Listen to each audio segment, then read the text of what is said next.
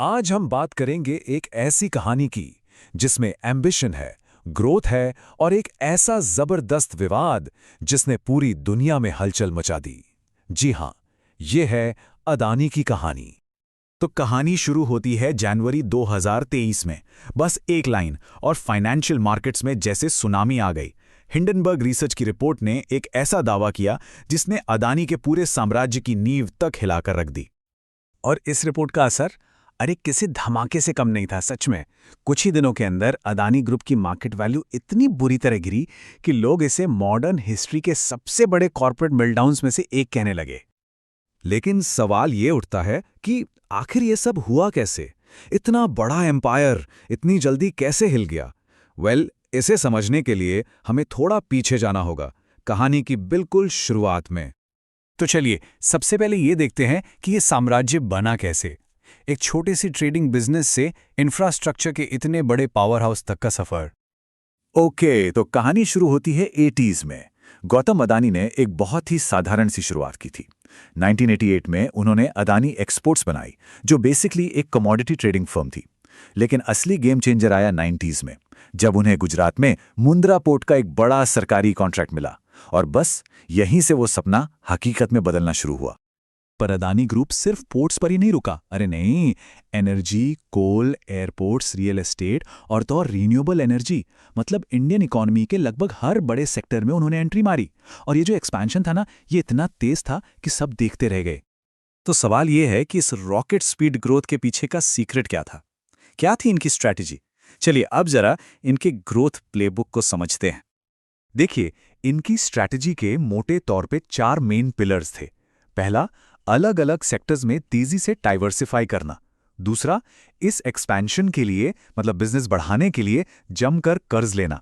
तीसरा, स्टेट और central government के कॉन्ट्रैक्ट्स को सिक्योर करना। और चौथा, और ये बहुत इंपॉर्टेंट है, पूरे ग्रुप पर प्रोमोटर फैमिली का सेंट्रलाइज्ड कंट्रोल रखना। अब यहां एक टर्म समझना बहुत जरूरी है, लेवरेज। सिंपल शब्दों में इसका मतलब है उधार के पैसे यानी डेट से बिजनेस को एक्सपैंड करना। ये एक दोधारी तलवार की तरह है। अगर सब ठीक चला तो रिटर्न जबरदस्त होते हैं, आप बहुत तेजी से आगे बढ़ते हैं। लेकिन अगर दाव उल्टा पड़ गया तो नुकसान भी उतना ही बड़ा होता है। और इसी हाई डेट हाई ग्रोथ वाली कहानी में एक दिन भूचाल आ गया। वो पल आया जब हिंडनबर्ग रिसर्च और अदानी ग्रुप आमने सामने आ गए। तो यहाँ पर दो बिल्कुल अलग अलग नैरेटिव सामने आए। एक तरफ हिंडनबर्ग कह रहा था कि ये दशकों से चली आ रही स्टॉक मैनिपुलेशन और अकाउंटिंग फ्रॉड की स्कीम है, और दूसरी तरफ अदानी ग्रुप का कहना था कि ये रिपोर्ट मिलिशियस है, शरारतपूर्ण है, और ये असल में इंडियन ग्रोथ स्टोरी पर एक सोचा समझा हमला है। हाँ, एक बात और, ऐसा नहीं था कि अडानी ग्रुप पर पहली बार सवाल उठ रहे थे। पहले भी जैसे 1999-2001 के आसपास स्टॉक मार्केट रूल्स के उल्लंघन के आरोप लगे थे। ऑपोजिशन पार्टीज भी उन पर ओवरलोनिंग का मतलब हद से ज्यादा कर्ज देने का आरोप लगाती रही हैं। हिंडनबर्ग की रिपोर्ट आने के बाद तो चीजें बहुत तेजी से बदली।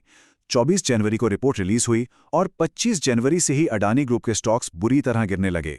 मामला इतना बढ़ गया कि इंडिया के मार्केट रेगुलेटर सेबी को इन्वेस्टिगेशन शुरू करनी पड़ी। और फिर मार्च 2023 तक तो भारत के सुप्रीम कोर्ट ने भी इस मामले की जांच के लिए एक एक्सपर्ट कमेटी बना दी। तो इस पूरे कॉर्पोरेट शोडाउन के बाद क्या हुआ? कहानी में एक और मोड़ आया। चलिए देखते हैं कि आखिर इसका कंक्लूजन क्या निकला।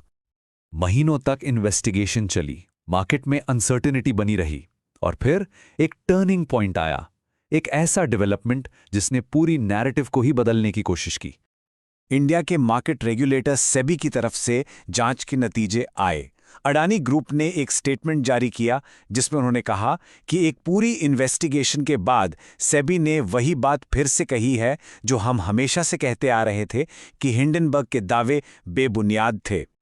तो सेबी के फाइंडिंग से अदानी ग्रुप को एक बड़ी राहत जरूर मिली, लेकिन इसका मतलब ये नहीं कि सारी मुश्किलें खत्म हो गईं।